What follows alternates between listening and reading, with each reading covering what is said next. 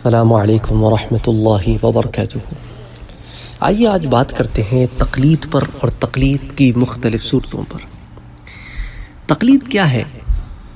کسی کے قول اور فعل کو اپنے اوپر لازم شرعی جاننا، یہ سمجھ کر کے کہ اس کا کلام اور اس کا کام ہمارے لیے حجت ہے، ایویڈنس ہے، پروف ہے، کیونکہ یہ ایک شرعی محقق ہے، شریعت میں ایک ریسرچر ہے، اس کا علم ہم سے بہت زیادہ ہے، اس کی علم پر گرفت ہم سے بہت زیادہ ہے۔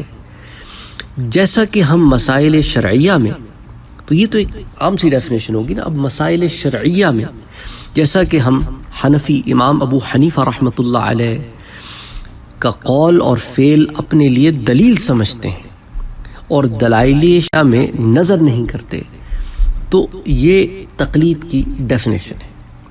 اب تقلید کی مختلف صورتیں ہیں، جس میں علماء کہتے ہیں کہ شرعی مسائل تین طرح کے ہیں۔ ایک کا تعلق عقائد سے ہوتا ہے، ان میں کسی کی تقلید جائز نہیں ہے، تو وہ لوگ جو مقلدین پر اعتراض کرتے ہیں ان کو یہ سمجھانا بھی مقصود ہے اور آپ کو بھی یہ سمجھانا مقصود ہے کہ عقائد میں کسی کی تقلید جائز نہیں۔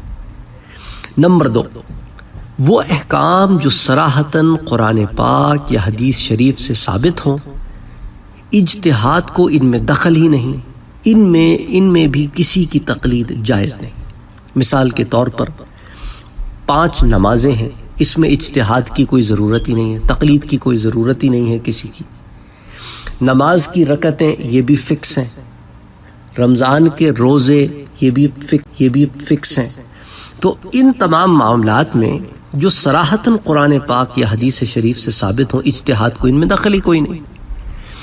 تیسری صورت، وہ احکام جو قرآن پاک یا حدیث شریف سے استنباط ہوتے ہوں اور اجتہاد کر کے نکالے جاتے ہوں، ان میں غیر مجتہد پر تقلید کرنا واجب ہے۔ یعنی اگر آپ اپنی ذات میں مجتہد نہیں ہیں تو پھر آپ تقلید کریں گے، اور مجتہد ہر آدمی نہیں ہو سکتا، مجتہد کی بھی، اجتہاد کرنے والے کی بھی کوئی کوالیفیکیشنز ہوتی ہیں۔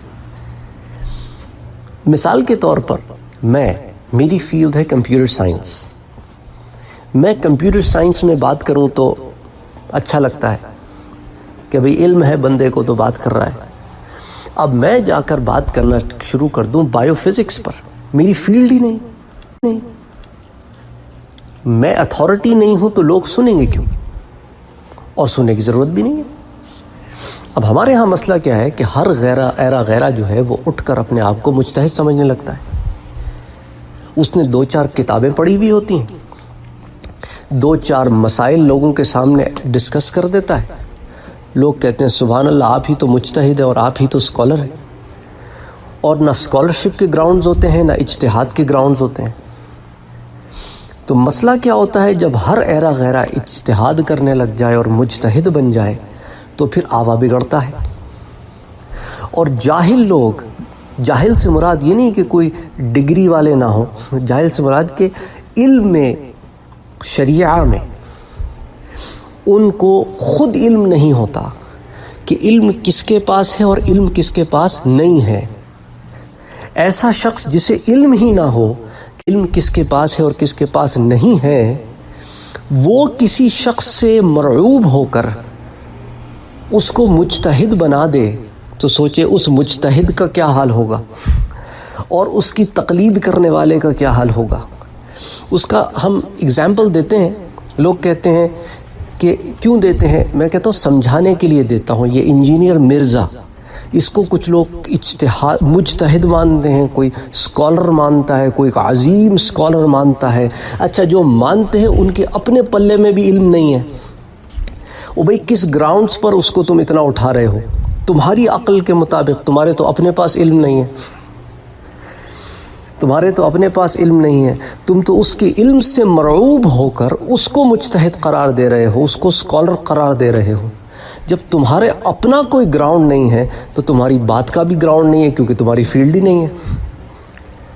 جب ایک عالم کسی کو عالم قرار دیتا ہے تو وہ علم والا ہوتا ہے، تو دوسرے کو وہ عالم قرار دیتا ہے اپنے علم کی بنا پر۔ اسی لیے ایک جاہل کسی کو عالم کہہ بیٹھے اور وہ عالم حقیقت میں نہ ہو تو اس کی عالمیت کا کوئی معیار نہیں ہوتا۔ اور یہی مسئلہ ہے انجینئر صاحب کے ساتھ کہ ان کے ماننے والے تو ان کو عالم سمجھتے ہیں اور علماء ان کو کسی کھاتے میں نہیں لاتے، کیونکہ ان کو پتہ ہے کہ اس کا علم کتنا سطحی ہے اور کتنا گمراہ کن ہے اور اس میں کیا کیا مسائل ہیں۔ یہ بات عام لوگوں کو سمجھ میں نہیں آتی۔ وہ یہ سمجھتے ہیں کہ بھئی اس لیے منع کر رہا ہے کہ اس کی روڈ کی عام جو علماء ہیں ان کی دکانیں، یہ اس طرح کی پٹیاں پڑھائی ہوئی ہیں نا اس نے، اس طرح کی جہالت بھری باتیں۔ رازق تو اللہ ہے، تم کون ہو؟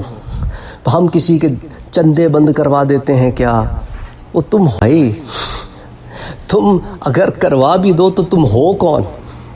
تمہاری اوقات کیا ہے؟ دینے والی اللہ کی ذات ہے، تم نہیں دیتے تو زیادہ گھمنڈ نہ کرو۔ یہ ہوتا ہے جب نہ تربیت نفس ہو نہ پاس علم ہو، تو اس طرح کی جہالت بازارو باتیں کرتے ہیں لوگ اور لوگ سمجھتے ہیں کہ یہ عالم ہے۔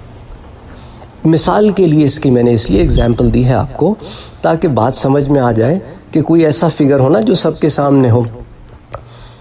تو خیر بہرحال کہنے کا یہ مقصد ہے کہ تقلید کی پھر مختلف صورتیں ہوتی ہیں اور پھر تقلید اس کی جاتی ہے جو صاحب تقلید میں اس قابل ہونا کہ جو تقلید کی جا سکتی ہو اس کی۔ تو anyway یہ تقلید اور اس کی صورتوں کا بیان ہے۔ السلام علیکم ورحمۃ اللہ وبرکاتہ۔